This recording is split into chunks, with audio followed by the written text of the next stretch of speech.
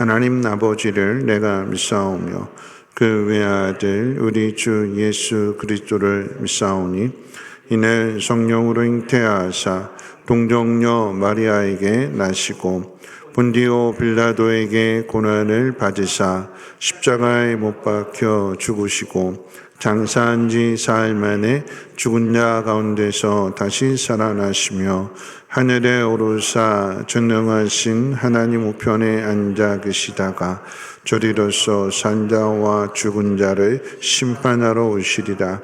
성령을 믿사오며 거룩한 공회와 성도가 서로 교통하는 것과 죄를 사해 주시는 것과 몸이 다시 사는 것과 영원히 사는 것을 믿사옵나이다. 아멘. 찬송가 382장, 통일찬송가로 432장 찬송 후에 우정숙 권사님 기도해 주시겠습니다.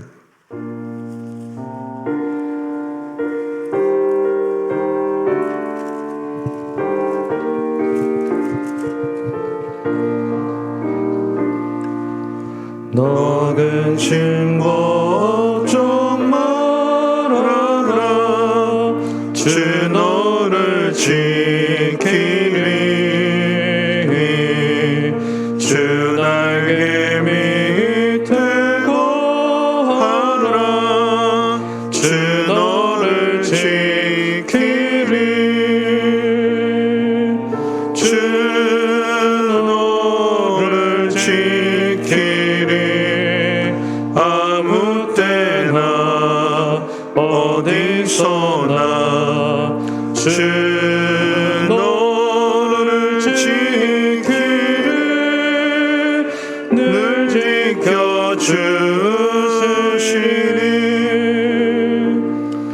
어려워 낙심될 때에 주 너를 지키리 위험한 일을 당할 때 주 너를 지키리 주 너를 지키리 아무 때나 어디서나 주 너를 지키리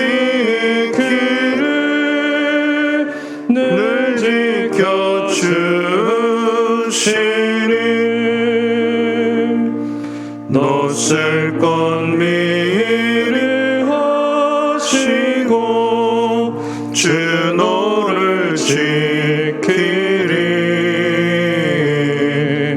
구하는 것을 주시며 주 너를 지키리 주 너를 지키리 아무 때나 어디서나 주 너를 지키리 늘 지켜주시니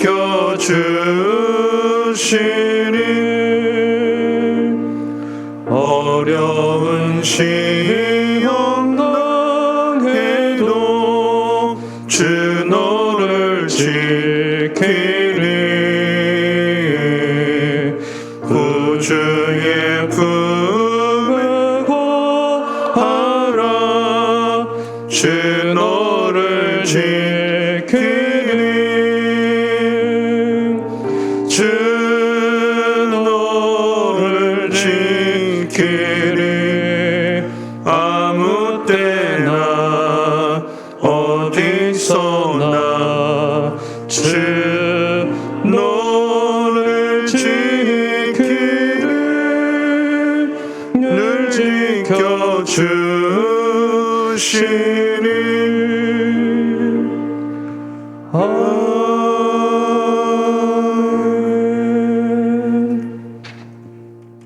사랑의 하나님 아버지, 은혜와 사랑을 감사합니다.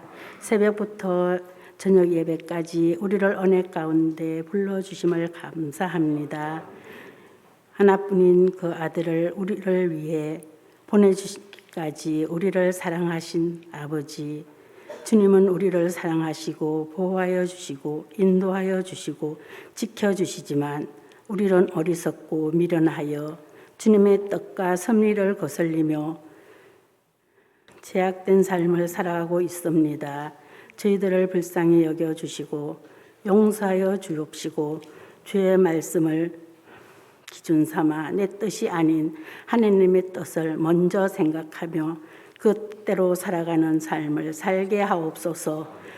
아버지, 지금 이 땅과 전 세계가 코로나라는 전염병과 전쟁으로 너무나 혼란한 가운데 있습니다. 주님의 때와 주님의 계획 가운데 전쟁이 끝나고 코로나라는 전염병도 사라지게 하셔서 주 안에서 안전한 삶과 평안한 일생이 되게 하옵소서. 아버지, 믿는 자들이 깨어 기도하며 주님의 뜻을 깨닫게 하시고 성민교회가 먼저 깨어 앞장서는 교회, 말씀으로 무장하여 주님의 뜻을 이루는 교회가 되길 원합니다. 세우신 목사님 영육간의 강건함 주시옵고 강대성에서 흘러나오는 말씀이 능력이 되게 하옵시며 저희들도 그 말씀 듣고 심령이 변화되어 은혜 받아 세상에 나가 살 때에 주님의 자녀로 승리하는 삶이 되게 하옵소서. 이 예배가 온전히 주님께서 받으시고 예배가 되길 원합니다. 예수님의 이름으로 기도드렸습니다. 아멘.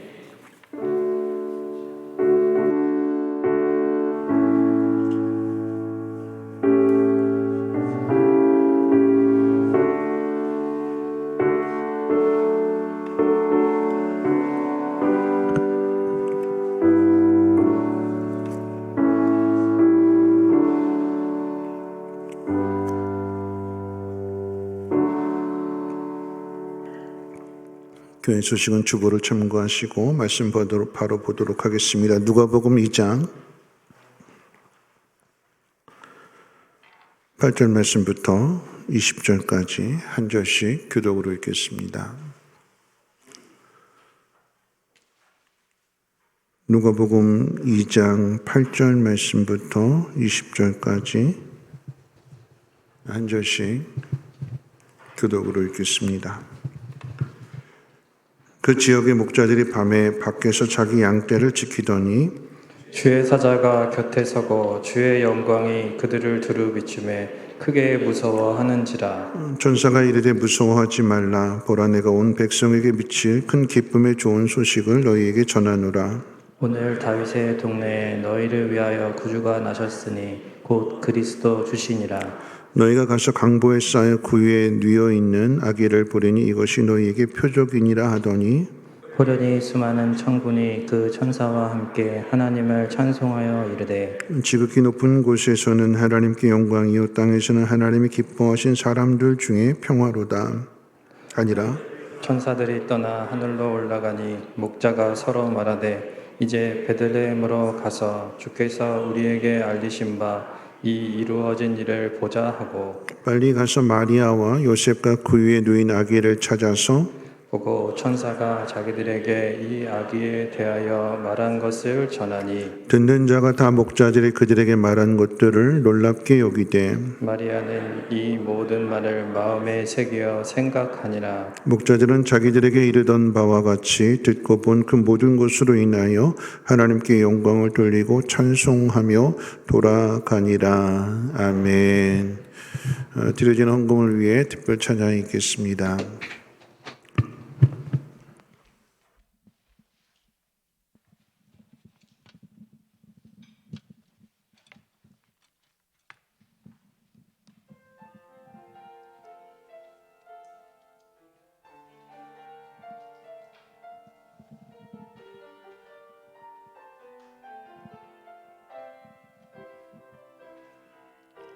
환난 가난과 고난 수고로 임 속에도 성도는 그 믿음을 지켰네.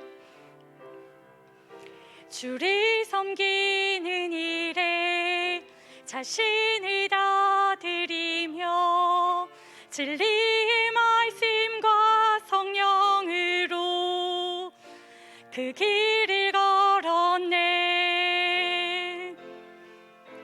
환난 가난과 고난 수고로움 속에도 성도는 그 믿음을 지켰네. 주를 섬기는 일에 자신을 다 드리며 진리의 말씀과 성령으로 그 길을 걸었네. 그리스도 안에서 새롭게 하시고 그리스도로 인하여 자유케 되었네. 우리는 무명하나 유명한 자요 죽음의 위기 속에도 참 생명 가졌고 근심 하나 기뻐하며 가난 하나 다른 일을 부욕해 하는 자로다.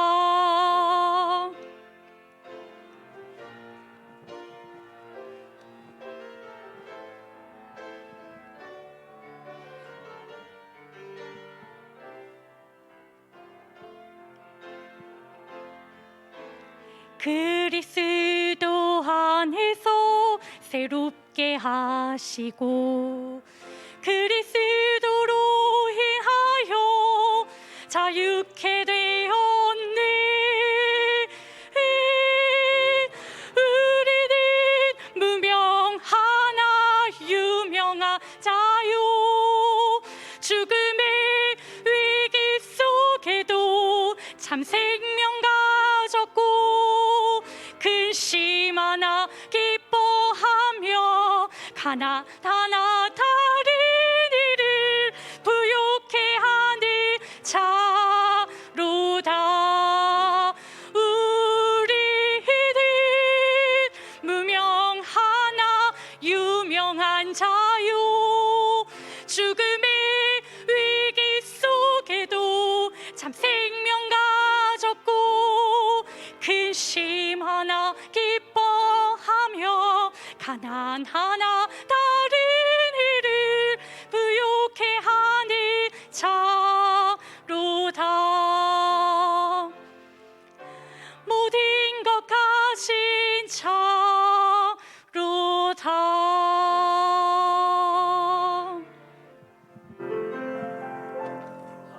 아멘. 기도합니다. 하나님, 그렇습니다. 우리는 가난한 자 같으나 부유한 자요, 약한 자 같으나 강한 자이며 무명한 자 같으나 유명한 자입니다. 우리가 능력이 있어서가 아니라 하나님 우리를 사랑하사 우리와 함께 하시기 때문에 모든 것을 가진 사람임을 기억하게 하셔서 가난하게 살지 않고 부유하게 살게 하시고 약하게 살지 않고 강하게 살아갈 수 있는 우리 모두가 되게 하옵소서. 일체의 비결을 배우게 하셔서 이 땅의 소망이 아닌 하나님 나라에 대한 소망을 가지고 살아가게 하시고 하나님 그렇게 걸어가는 길마다 하나님 동행하셔서 필요한 모든 것을 공급해 주시고 채워주시고 혹 부족할지라도 두려워하지 않게 하시고 모든 것들을 넉넉하게 이루어갈 수 있는 큰 믿음 허락해 주옵소서. 오늘도 하나님 말씀을 듣습니다. 깨달아지게 하시고 마음에 감동이 되게 하시고 성령을 따라 행할 수 있는 믿음을 더하여 주옵소서. 예수님의 이름으로 기도합니다. 아멘. 네, 우리 옆에 분하고 함께 인사 나누실 텐데요. 오늘 낮의 말씀 가지고 인사하도록 하겠습니다. 예수님을 깊이 생각하고 잘 삽시다 하고 인사하겠습니다. 네, 예수님을 깊이 생각하고 잘 삽시다. 깊이 생각한다라고 하는 것은 하나님 왜 불뱀을 보내셨는가, 왜 하나님 나한테 이걸 보내셔서 힘들게 하시는가, 하나님 진노하셨는가, 심판하셨는가가 아니라 그것을 더 넘어서 하나님 이렇게까지도 나를 사랑하시는구나. 그 사랑을 볼 수 있을 때 우리의 마음에 담대함이 생기게 되는 것이고 모든 환경을 이겨내는 거지요. 이렇게까지도 우리를 사랑하시는, 아들을 주시기까지 우리를 사랑하시는 그 하나님의 놀라운 사랑을 깊이 생각할 수 있는, 깨달을 수 있는 믿음이 있으시기를 주님의 이름으로 축원을 드립니다. 오늘 이제 예수님의 탄생에 대해서 한번 생각해 볼 텐데요. 한번 비교를 한번 해봤으면 좋겠습니다. 왕자가 태어나던 날 궁궐 사람들이 무슨 일들을 했는지에 대한 흥미로운 그런 기록들이 외교장각 의궤에 기록되어져 있습니다. 이 조선시대에 기록된 이 의궤는 병인 양요 때에 프랑스에 약탈을 당했다가 145년 만에 다시 우리나라로 돌아온 우리 민족의 역사의 기록입니다. 이 의궤는 국가왕실에 관련된 의례를 비롯해서 주요 행사를 치르고 난 뒤에 그 내용을 상세하게 기록한 책입니다. 이 의궤의 내용 가운데 왕자가 태어나던 날에 궁궐 사람들이 무슨 일들을 했는지를 기록한 부분이 있습니다. 잠깐 소개를 해드리면, 왕비인 중전이 아이를 출산할 때가 되면 궁전 안의 사람들은 조심조심 바른 자세를 가지고 걸어 다녀야 했습니다. 그리고 국내부 여기저기서 아기 낳을 준비를 하게 되는데 건강과 장수를 기원하고 좋은 음식을 들게 하며 좋은 음악을 듣도록 하고, 이제 유모와 또한 보모도 미리 선정해 둡니다. 내의원에서는 중전을 비롯해 왕자의 건강을 위해서 정성 가득한 약재를 준비합니다. 산모인 중전은 나쁜 것을 멀리해야 하기에 낮에는 악사들이 연주해 주는 그 음악을 듣고 밤에는 궁녀들이 들려주는 좋은 글귀들을 들으면서 몸과 마음을 편히 하고 이제 출산을 준비합니다.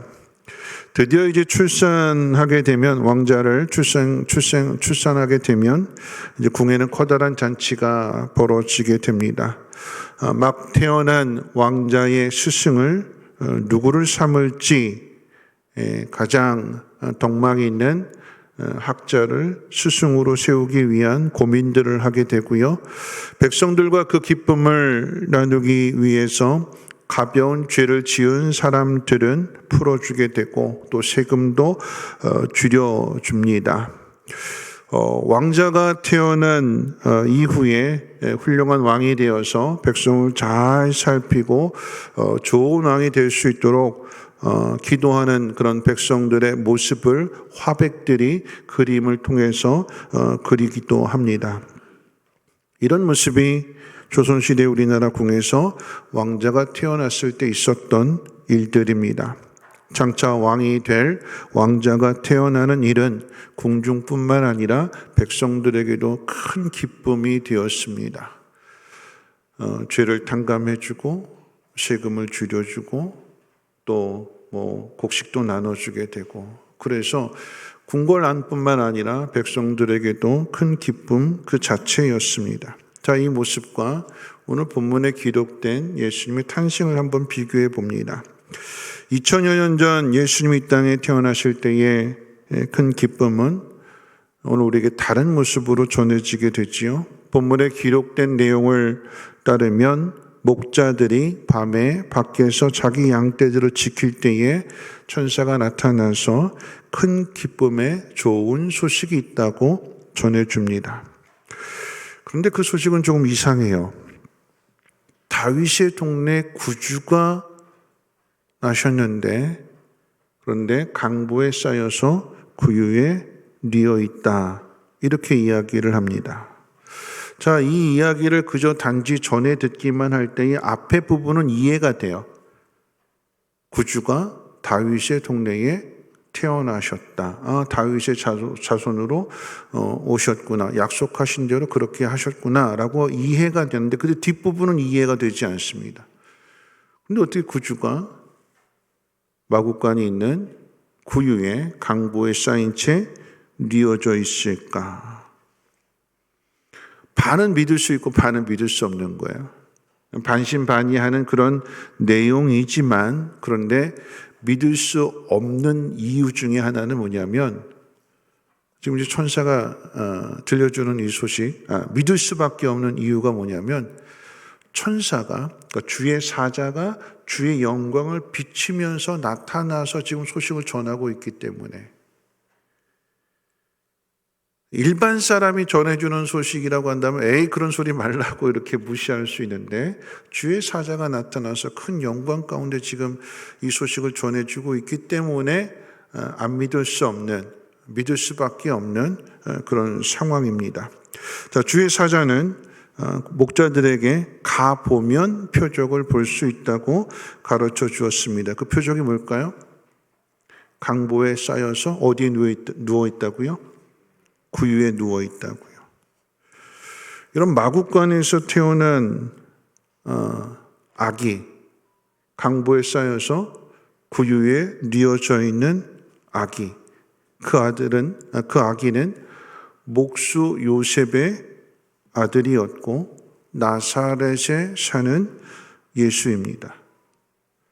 자, 이 예수가 구주가 된다는 것을 믿을 수 있을까요? 이것이 진짜 표적일까요? 우리는 표적하면 뭔가 놀랄 만한 표적을 기대합니다. 세상이 깜짝 놀랄 만한, 믿을 수밖에 없는 어떤 초월적인, 어떤 특별한 그런 표적을 기대하게 되는데, 근데 천사가 가르쳐주는 이 표적은 표적이 아니라 어떤 의미에서 보면 꼬리표 같은 거예요. 꼬리표. 어떤 꼬리표일까요? 구유에 뉘어진 아기, 목수의 아들, 저 나사렛 촌동네에서 사는 예수, 거기에 무슨 선한 것이 나겠느냐라고 하는 꼬리표가 되는 거죠. 화려한 곳, 멋진 곳, 힘이 있는 곳, 그곳에 태어났다라고 한다면 우러러 볼만하고 그렇구나 이해가 되는데, 그런데 정반대 장소에서 태어나게 된 곳, 그게 어떻게 표적이 될 수 있는가?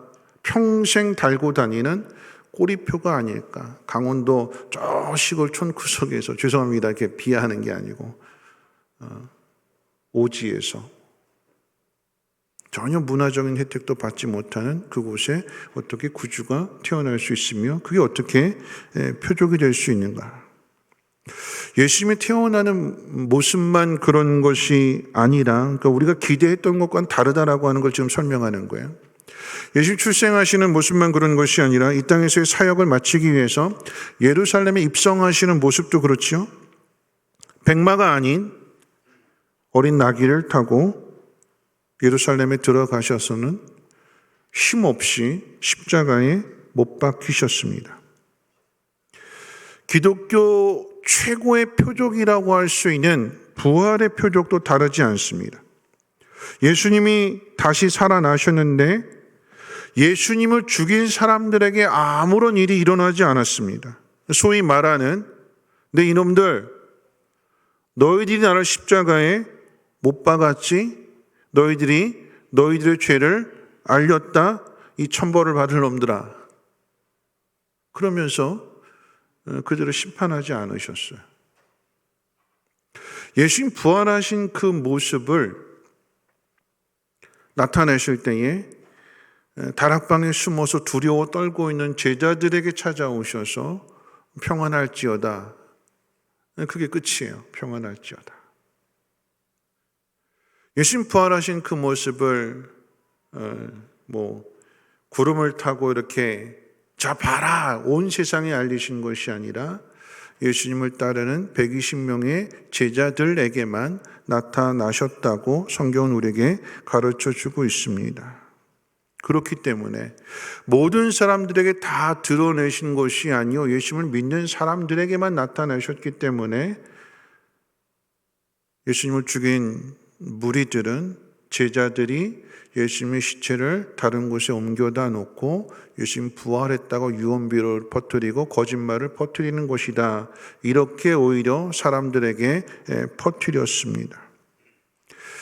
자, 왜 예수님이 이렇게 태어나시고 이렇게 사역을 마치시고 부활하신 이후의 모습도 왜 이렇게 되는 걸까요? 왜 하나님은 이렇게 하시는 걸까요? 예수님의 탄생 이야기 속에 그 답이 있습니다. 예수님의 탄생은 무한하신 하나님께서 인간이 되어서 유한 속으로 들어오시는 기적의 사건입니다. 그런데 그 기적은, 그러니까 예수님이 인간의 몸을 입으신 것 자체가 기적이에요. 어떤 초월적인 능력을 나타내시는 것이 아니라 처녀의 몸에서 태어나는 것은 초월적인 방식이지요. 동정녀 탄생이기 때문에. 근데 왜 동정녀 탄생을 하셔야 되는 걸까요? 왜 이런 방식으로 세상에 오시는 걸까요? 인간의 몸을 입으시지만 요셉의 씨를 통해서가 아닌 왜 성령으로 잉태되어져서 이 땅에 오시는 걸까요? 우리의 대속을 위해서는 인간의 몸을 입으셔야지만 죄가 없으셔야 되기 때문에 요셉의 씨를 통해서 오게 되면 아담의 그 씨를 물려받기 때문에, 그래서 죄가 있는 죄악된 본성을 가지고 태어나시기 때문에 죄인이 죄인의 죄를 대신할 수는 없습니다. 의인이 죄인을 대신하여 죄값을 치러야 그게 대속이 되는 것이기 때문에, 그래서 죄는 없으시되 우리와 똑같은 이 몸을 입으시기 위해서 동정녀 탄생, 그것만 초월적인 방식입니다.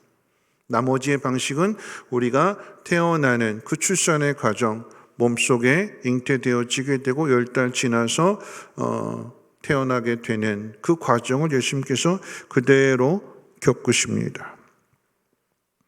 하늘에서 장성한 모습, 어른의 모습을 가지고 구름 타고 오시면서 봐라 내가 메시아다 그렇게 하지 않으셨습니다. 또한 예수님 태어나시는 그런 과정을 보게 되면 예수님 출산할 방이 없다고 해서, 그 여관에 빈 방이 없다고 해서 천사들 다 동원해 가지고 방에 있던 사람들 쫓아내지 않으셨어요.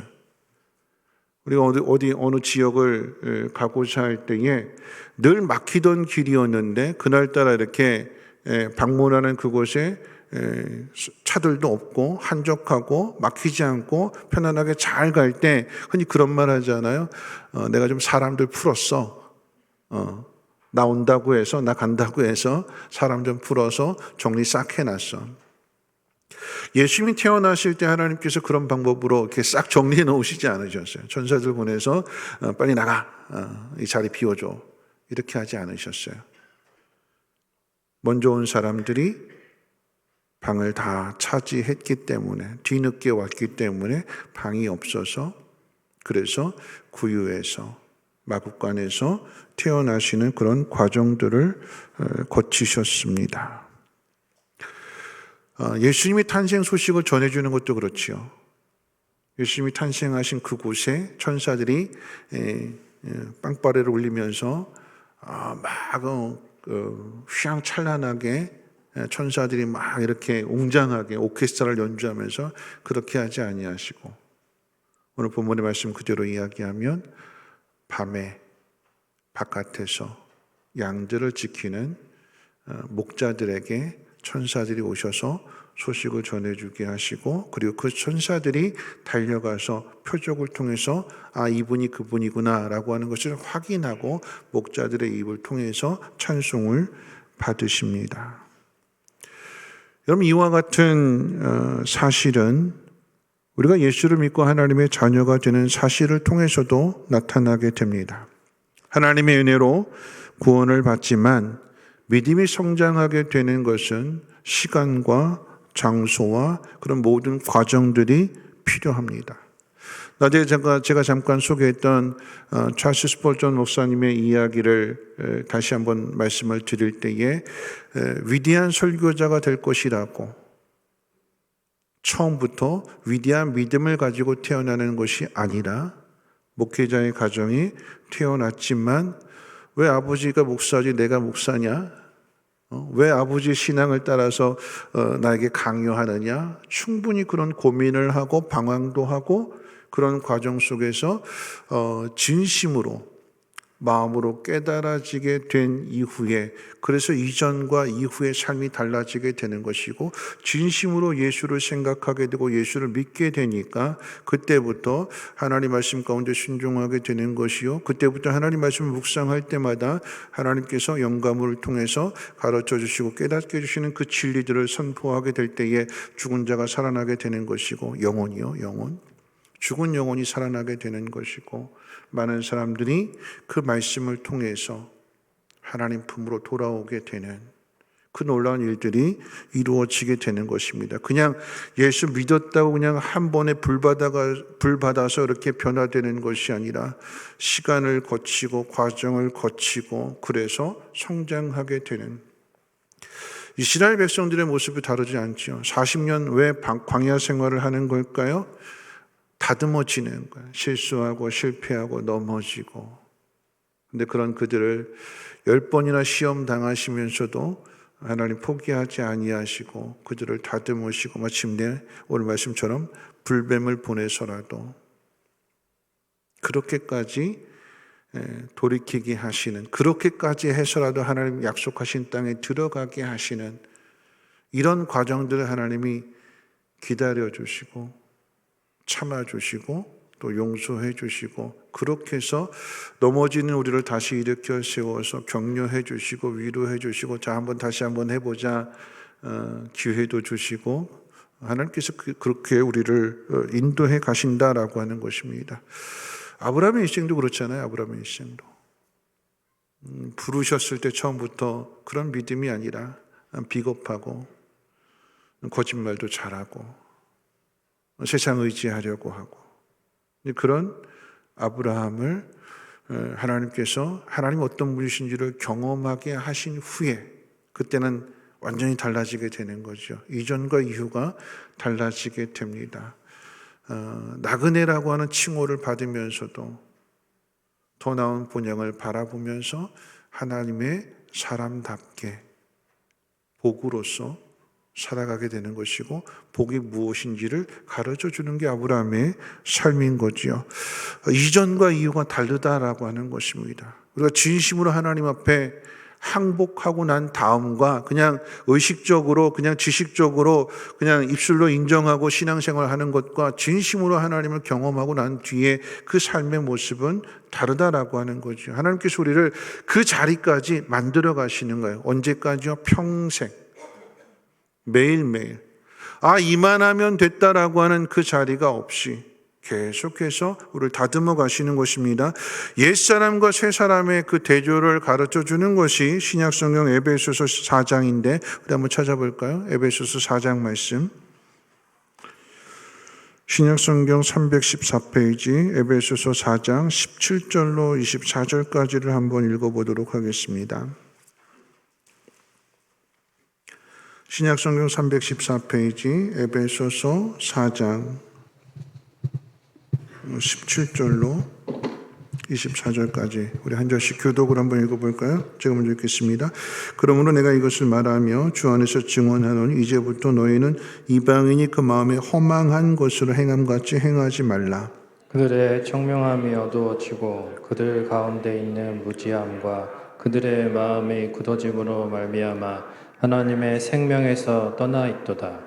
그들이 감각 없는 자가 되어 자신을 방탕에 방임하여 모든 더러운 것을 욕심으로 행하되 오직 너희는 그리스도를 그같이 배우지 아니하였느니라. 진리가 예수 안에 있는 것 같이 너희가 참으로 그에게서 듣고 또한 그 안에서 가르침을 받았을진데 너희는 유혹의 욕심을 따라 썩어져가는 구습을 따르는 옛 사람을 벗어버리고 오직 너희의 심령이 새롭게 되어 하나님을 따라 의와 진리의 거룩함으로 지으심을 받은 새 사람을 입으라.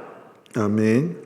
옛 사람과 새 사람을 지금 대조하고 있는 거예요. 거듭난 사람과 거듭나지 못한 사람을 지금 대조하고 있는데, 거듭나지 못한 사람의 삶의 모습, 방탕에 방임하고 그저 시간을 허비하는, 허망한 것을 쫓아가는, 허망한 것이라고 하는 것은 거품이에요. 거품. 거품은 어떻게 될까요? 터지는 거예요. 풍선처럼. 부풀어 오르기는 하는데 그런데 그 부풀어 오른 것을 바늘로 이렇게 톡 찔르면 터져버리는, 아무것도 남지 않게 되는. 하나님을 알지 못하는 사람들의 삶이 허망한 것을, 영원히 내 것이 될 수 없는 허망한 것을 쫓아가니까 그 인생은 어떻게 돼요? 허비가 되는 거예요. 이게 진리인 줄 알게, 이게 전부인 줄 알고 쫓아갔는데 가보니까 신기루처럼 아무것도 없는,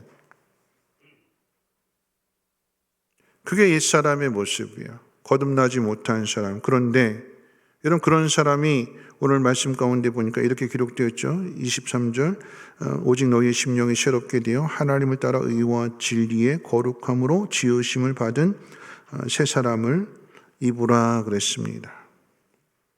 하나님께서 저와 여러분들을 건져내셨어요. 그 허망한 길을 가는 그 자리에서 빼내셨어요. 그리고 의와 진리와 거룩의 길을 가는 사람으로 하나님께서 그 길로 인도하셨어요. 우리가 가는 그 길은 의와 진리와 거룩으로 새 사람을 입은 길이 되는 거예요. 우리 인생의 목표가 어디에 있는가? 세상 사람과 다른 거예요. 세상 사람은 인생의 목표를 그저 성공하는 것에 두는 거죠. 성공해서 편안하게 잘 먹고 잘 사는 게 그게 이 땅에서 유일한 목표입니다. 근데 우리의 가치는, 우리의 목표는, 우리가 살아내야 될 그 내용은 거룩이라고 했어요. 거룩이 목표입니다. 그 거룩이 목표인데 그 거룩이 무엇이냐라고 한다면 하나님을 닮아가는 것이고 예수님을 닮아가는 게 그게 거룩입니다. 어디서 이 일을 이룰까요? 뱀에 물리고 난 뒤에 그걸 이루어가는 거예요. 나를 무는 사람이 있는, 내 몸에 독을 퍼뜨리는 그런 사람들과의 부딪힘 속에서 우리의 거룩을 이루어가는 것입니다.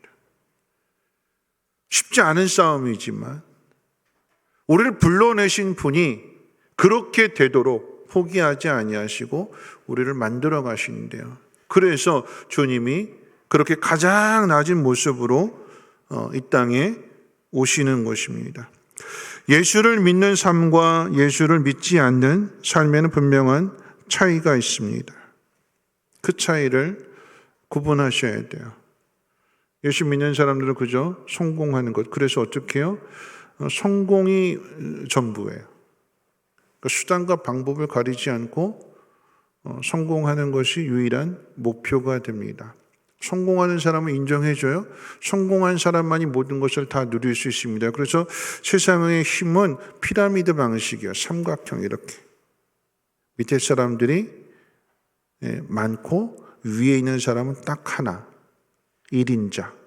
그가 모든 것들을 다 누리게 되는. 그 자리에 오르기 위해서는 수단과 방법을 가리지 않고 모든 것들을 다 짓밟고 올라가야 되는, 힘을 가져야 그 사람이 모든 것들을 다 누릴 수 있기 때문에 그런 거죠. 그런데 그리스도인의 삶의 방식은 역피라미드죠. 반대로. 밑에서 위에 있는 사람들을 바치는. 그래서 섬기기 위해서 기꺼이 가장 낮은 자리로. 그게 예수님의 출생을 통한 우리들에게 가르쳐 주시는 진리입니다. 정반대의 모습인 거죠. 자, 예수님께서 인간의 몸을 입으시고 성장하는 과정을 거치는 이유도 여러분 여기에 있습니다.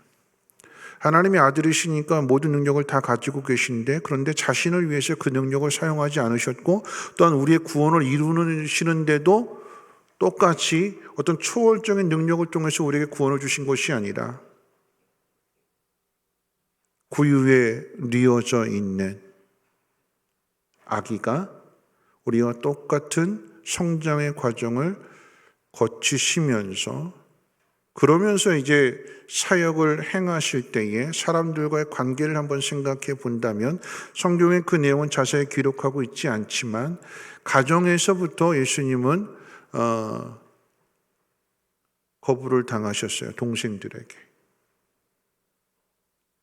메시아라고 하는 사실을 인정하지 않았어요. 엄마가 이야기해 줬을 텐데도, 마리아가 이야기해 줬을 터인데도 자신이 본 일이 아니기 때문에 받아들이지 않고 예수님이 하나님의 아들이라고 하시면서 사역을 행하실 때에 형인 이 예수님을 정신병자 취급했어요. 미친 사람이라고 취급해서 믿지 않았어요. 언제 믿었다고 그랬어요?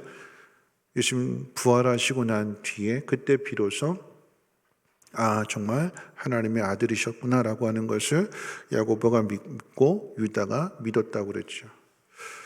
형제들만 그런 것이 아니라 고향 사람들, 나사렛 사는 사람들, 자라나는 과정을 지켜본 사람들이 예수님이 메시아라고 하면서 제자들 데리고 다니니까 그 예수를 미쳤다고 하면서 죽이려고 낭떠러지에서 떨어뜨리려고 했던 것이 성경에 분명하게 기록되어져 있습니다. 고향 사람들로부터 배척을 당하셨습니다. 뿐만 아니라 사람들, 믿지 않은 사람들로부터만 그렇게 당한 것이 아니라 예수님은 제자들로부터도 그렇게 당하셨어요. 무지한 제자들이었고 더디게 믿는 제자들이었고 자기 살겠다고 예수님 버리고 부인하고 배반하는 그런 제자들이었습니다. 그런데 이런 제자들이 언제 믿음을 가질까요? 예수님께서 강압적으로 강요하셔서 믿어라 믿어라 믿어라 그러신 것이 아니라 변화산의 그 모습을 보여주시면서도 뭐라고 이야기하시는가 하면 너희가 본 것을 아무에게도 이야기하지 말아라. 어느 때까지요? 인자가 다시 살아난 그 부활의 사건을 너희 눈으로 직접 보기 전까지는 아무에게도 이야기하지 말아라. 아무리 가르쳐줘도 보지 않고는 믿지 못하기 때문에. 그 이야기는 뭐냐면 시간을 가지시는 거예요. 예수님은 가르쳐 주시고 또 가르쳐 주시고 또 가르쳐 주시는 거예요. 그런데 가르쳐 주시는 것만으로 끝나는 것이 아니라 그 가르치심이 사실이다라고 하는 것을 보여주시고 보여주시고 보여주시는 거예요. 십자가의 죽음을 보여주시고 사흘 만에 부활하시는 것을 보여주시고 승천하시며 성령을 보내주신다라고 하는 그 말씀을 가르쳐 주실 때에 진짜로 성령을 보내주셔서 정말 예수님 말씀하신 그대로 이루어진다라고 하는 것을 다 보여주시는 거죠. 이런 과정들을 거쳐서 제자들의 믿음이 비로소 정말 예수님이 메시아셨구나 하는 것을 진심으로 받아들이게 되니까 성령을 통해서 깨닫게 되니까 순종하게 되고 그래서 어떻게 해요? 십자가에 거꾸로 못 박혀 죽는 그 자리까지 예수님을 닮아가는 그 모습을 세상 가운데 예수님의 증인으로서 나타내고 보여주더라라고 하는 것입니다. 여러분 오늘 이 말씀을 가지고 한번 이제 결론을 내릴 텐데 한번 생각해 보십시오. 예수님은 초월적인 모습으로 오시지 않았고 우리와 똑같은 모습으로 그것도 가장 초라한 곳. 복의 기준을 바꿔놓으셨어요. 우리가 복이라고 생각한다면 앞서 제가 이 말씀을 시작하면서 우리 조선 시대에 궁궐에서 태어나는 왕자의 출생 이야기와 예수님의 출생 이야기를 비교해 본다면 어디가 복 있는 자리일까요? 어디가 복일까요? 궁궐일까요? 아니면 마국간일까요? 어디가 복 있는 자리예요? 우리가 생각할 때는 궁궐이죠, 궁궐. 그런데 한번 생각해 보시죠. 오늘 본문 말씀을 통해서 이야기해 본다면 예수님의 출생하신 이 탄생 이야기를 누가 가장 먼저 들을까요? 누가 가장 먼저 들어요? 목자들. 근데 목자들이 있던 자리가 어느 자리예요? 밤에 밖에서 자기 양들을 지키는, 남들 다 자고 있는데 양들을 먹이기 위해서 밖에서 맹수들로부터 양을 지키기 위해서 그 밤을 눈을 뜨고 지새워야 하는 이런 목자들, 가장 믿을 수 없는 사람들, 그런 사람들에게 천사들이 소식을 전해줍니다. 여러분, 이 똑같은 소식이 왕궁에도 전해졌어요. 누구를 통해서요? 동방박사들을 통해서. 그때 어떤 일이 벌어졌을까요? 똑같은 소식인데 메시아가 탄생했다라고 하는 똑같은 소식이 천사들을 통해서 전해진 것과 동방박사들을 통해서 전해진 내용은 똑같은 내용. 근데 왕궁에서 어떤 일이 벌어질까요? 예수를 죽여라. 왕궁에 있는 사람들에게는 이 소식이 기쁜 소식이 아니에요. 내가 왕인데 내 자리를 뺏을 메시아가 왕이 태어났다고 그래서 가지고 있는 힘으로 죽이려고 하는, 오히려 예수님 탄생의 소식이 어떻게 해요? 이들에게는 불행한 소식이 되는 거예요. 나쁜 소식이 되는 거예요. 그럼 이야기를 한번 생각해 보십시오. 우리가 처한 자리, 낮은 자리, 가난한 자리, 외로운 자리, 병든 자리, 힘든 자리. 그런데 그 현실들 때문에 어떻게 해요? 복음이 되는 거죠. 예수님 탄생의 소식이 구유에 태어나셨고, 그렇기 때문에 우리의 형편과 처지를 다 아시고 우리가 걸어가는 그 길 가운데 함께 동행해 주셔서 우리가 겪는 그 수많은 문제들, 고민하는 그런 문제들에게 가르쳐 주시고 힘을 주시고 그래서 넉넉하게 이겨내게 하시는, 우리는 세상 사람들이 말하는 건강하고 부유하고 힘있고 능력 있는 그것이 복이 아니라 성경은 분명하게 복의 개념을 바꿔주셨어요. 어떤 사람이 복 있는 사람일까요? 심령이 가난한 사람, 애통하는 사람, 온유한 사람, 의에 줄이고 목마른 사람, 긍휼히 여기는 사람, 마음이 청결한 사람, 화평케 하는 사람, 의를 위하여 핍박을 받을 수 있는 그 사람. 그런 일들을 통해서 하나님의 위로를, 하나님의 사랑을 깊이 경험하기 때문에 동행하시는, 아들을 주시기까지 우리를 이렇게 사랑하시는 하나님의 사랑을 깨닫게 되니까 오늘 이 찬양 드렸던 것처럼 우리는 무명한 자 같으나 유명한 자가 되고, 약한 모습이지만 강한 사람이 되는 것이고 모든 것을 가진 사람이 되는 거지요. 육체의 가시가 뽑혀졌으면 좋겠는데, 근데 그 육체의 가시를 가지고도 이 구원의 복음을 온 세상에 전할 수 있다면, 사명을 감당할 수 있다면 그게 가장 능력 있는 사람이요 가장 복 있는 사람이 아닐까요? 초월적인, 우리는 자꾸 기적을 바라는데 기적을 보여주시면 믿겠습니다. 이스라엘 백성처럼 그렇게 기적을 많이 경험한 사람들이 어디 있어요? 근데도 안 믿잖아요. 기적을 보고 믿는 것이 아니라 하나님께서 비록 내 병을 고쳐주시지 않는다 할지라도 그 환경 속에서 내가 감사할 수 있다면, 그리고 내가 기뻐할 수 있고 내가 평안함을 누릴 수 있다면 그게 기적이 아닐까요? 꼭 예수 믿으면 하나님이 다 고쳐주시는, 일률적으로 보편적으로 똑같이 그렇게 하시는 것이 아니라 어떤 사람은 고쳐주시기도 하지만 어떤 사람은 그런 모습으로 그것을 감당하고 이겨내게 하신다라고 하면 이 사람이 복 있는 사람이고 이 사람이 능력 있는 사람이고 하나님 우리를 그렇게 만들어 가신다라고 하는 것입니다. 말씀 마치겠습니다. 여러분이 있는 자리를 원망하고 불평할 것이 아니라 예수님은 마구간에 강보에 쌓여져서 구유에 뉘어졌습니다. 아무도 알아주지 않았고 하나님은 천사들을 통해서 저 멀리 있는 목자들에게 그 소식을 전해줘서 목자들이 달려와서 그 예수님 구유에 쌓여있는 그 표적을 보고 그 모습을 보고 천사들이 가르쳐준 그분이시구나 하고 이 목자들의 입술을 통해서 찬송을 받으셨어요. 하나님은 오늘 저와 여러분들에게 이 목자가 되기를 원하십니다.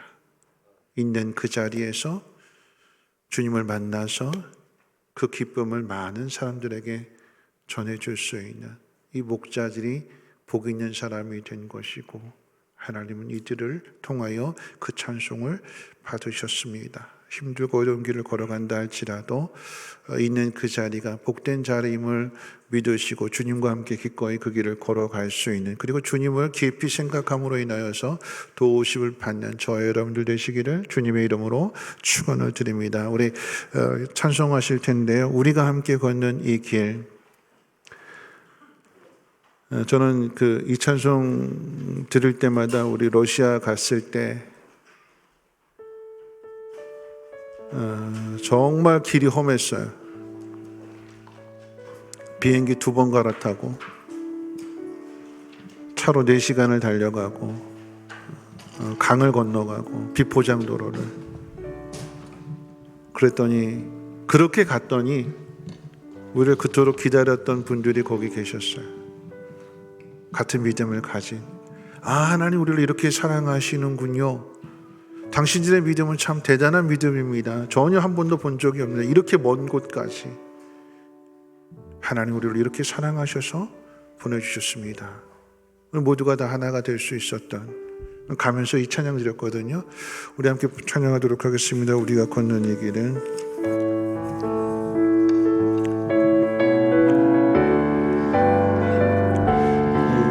우리가 걷는 이 길 보기에 좁고 험하며 찾는 이 매우 적어서 외롭지만 이 길 끝에는 우리 주님이 계셔 우리를 그 품에 안아주시니 세상 사람들 우리들을 보며 어리석다고 조롱하지만 이 길을 가는 자마다 영원히 주와 살리라. 우리는 함께 이 길을 선택한 형제자매요. 영원한 주의 나라의 백성이기에 서로 도우며 서로 손을 잡아주며 이 길을 함께 걸어갑시다. 세상 사람들 우리들을 보며 어리석다고 조롱하지만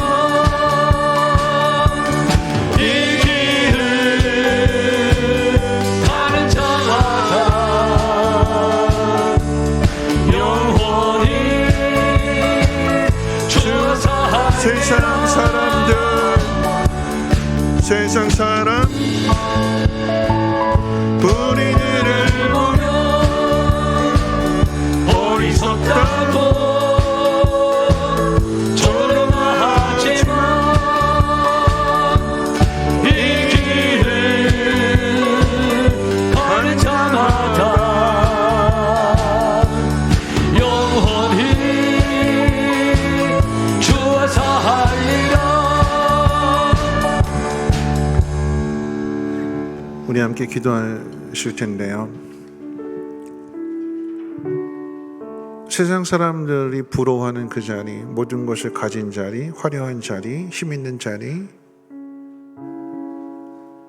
그런 사람들에게 복음을 전했더니 필요 없대요. 지금 이렇게 사는 게 만족해서, 그러니까 세상만 보는 거죠. 근데 가난한 사람들에게 복음을 전했더니 그 복음을 받아들입니다. 이건 어떤 자리가 복 있는 자리일까요? 내가 있는 자리. 하나님 왜 나를 이렇게 힘들게 하실까요? 하나님의 위로를, 하나님의 사랑을 가르쳐 주시고 그것을 이겨내는 강한 사람을 만드시기 위해서, 우리의 믿음을 성장시키기 위해서 충분한 시간과 과정을 가지시고 우리를 다듬어 가시는 거예요. 그래서 우리가 하나님의 그 사랑을 깨닫고 진심으로 항복함으로 인하여서 기쁨으로 자원해서 그 길을 걸어가게 될 때에 이전과는 다른 삶을 살게 되는 것이고, 그들을 통하여 찬송을 받으시고 하나님의 영광을 나타내실 것입니다. 하나님, 오늘 내가 있는 이 자리, 예수님을 깊이 생각함으로 인하여 감사하게 하시고, 이 자리를 통하여서 큰 일을 이루시는 하나님을 믿는 그 믿음으로 견뎌내게 하시고 순종케 하옵소서. 이 코로나라고 하는 이 특별한 상황 속에서도 하나님을 깊이 생각할 수 있는, 그리고 하나님의 뜻을 이루어갈 수 있는 우리 모두가 되게 해달라고 함께 통성으로 하나님 앞에 기도합니다. 거룩하신 하나님 감사합니다. 하나님, 우리가 걸어가는 이 길, 하나님 세상 사람들을 비웃고 조롱합니다. 모이지 말라고도 합니다. 예수 믿으면 뭐가 좋으냐고, 밥을 주고 떡을 주느냐고 조롱하기도 합니다. 하나님, 세상 사람들, 하나님 힘있고 능력있고 많은 것들을 가진 사람들에게는 복음을 전해도 복음이 필요하지 않다고 합니다. 그저 이 세상에서 살아가는 허망한 것을 쫓아갑니다. 하나님, 그런데 우리가 겪는 하나님 수많은 어려움들, 힘든 일들, 하나님 그 속에서 하나님의 사랑을, 하나님의 능력을 깨닫게 하십니다. 하나님, 우리에게 주어진 그 모든 어려움들 속에서 깊이 생각할 수 있는 믿음의 눈을 열어주시고 주님과 함께 동행할 수 있는, 주님이 앞서 그 길을 걸어가셨기에 우리를 도우실 수 있다고 했습니다. 주님과 함께 그 길을 걸어감으로 주님을 닮아가게 하시고 주님의 선하신 뜻을 이뤄갈 수 있는 우리 모두가 되게 하시고, 내게 처해진 이 상황 속에서 복음이 들려짐으로 인하여 그 기쁜 소식 또한 많은 사람들에게 전하게 하시고 주님이 걸어가신 그 길을 함께 믿음으로 걸어갈 수 있도록 하나님 도와주시옵소서. 좋으신 하나님, 하나님은 너무나 좋으신 분이십니다. 우리를 이처럼 사랑하심을 하나님 깨닫게 하셔서 힘들고 어려운 상황 속에서 원망하고 불평하는 것이 아니라 하나님을 깊이 생각함으로 인하여 하나님의 사랑을 깨달으며 함께 그 길을 걸어가며 진심으로 항복하게 될 때에 이전과는 다른 삶을 살아가게 하시고 마음의 평안함과 기쁨을 누릴 뿐만 아니라 그 기쁜 소식을 또한 많은 사람들에게 전할 수 있는 믿음의 통로들 되게 하옵소서. 하나님, 코로나가 계속해서 번지는 가운데 있지만 하나님 그 속에서도 믿음 잃어버리지 않게 하시고 맡기신 사명을 잘 감당할 수 있는 우리 모두가 될 수 있도록 하나님의 영으로 충만케 채워주시옵소서. 감사드리며 모든 말씀 예수님의 이름으로 기도합니다. 아멘. 주기도문합니다. 하늘에 계신 우리 아버지여, 이름이 거룩히 여김을 받으시오며 나라가 임하옵시며 뜻이 하늘에서 이루어진 것 같이 땅에서도 이루어지이다. 오늘날 우리에게 일용할 양식을 주옵시고 우리가 우리에게 죄 지은 자를 사하여 준 것 같이 우리 죄를 사하여 주옵시고 우리를 시험에 들게 하지 마옵시며 다만 악에서 구하옵소서. 되게 나라와 권세와 영광이 아버지께 영원히 있사옵나이다. 아멘.